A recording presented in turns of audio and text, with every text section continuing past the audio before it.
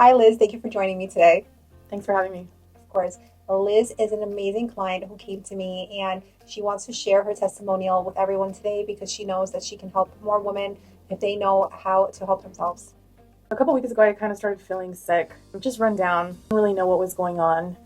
And then maybe like 2 days after that, I started noticing that I was having some feminine issues. And the kind of person that I am is when I'm having like a feminine issue, I usually just go get something that you can buy at the store, over the counter or at the pharmacy.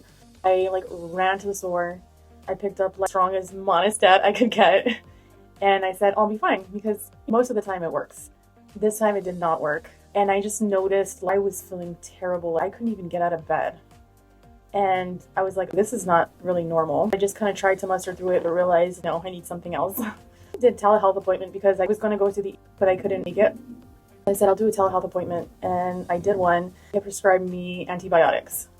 For those of you who don't know what antibiotic is, anti is against and biotic is bacteria. So antibiotic goes against bacteria, and that's the conversation that you and I had when you called me and you told me that you had an antibiotic prescribed. I said, what do you mean you have an antibiotic prescribed if you have a yeast infection? Right? We went over all of your symptoms and what was going on.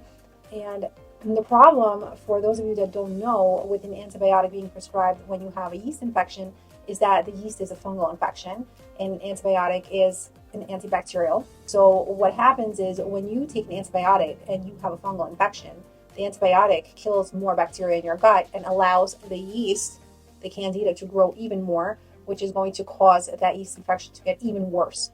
If you would have taken that antibiotic, you would not have gotten better. You would have gotten even worse, and it would have been a catastrophe, really. I'm pretty sure. I talked to you and I said, this is what they told me. And you're like, are you crazy? No. Let me give you this protocol and see if it helps. And I gotta tell you, Dr. Frida, you saved me. Literally the next day I started feeling better. In 3 days, it was like it never happened. The reason why Liz is here is because we know that so many women suffer with this and so many women are treated incorrectly. Sometimes they make things worse with something like an antibiotic.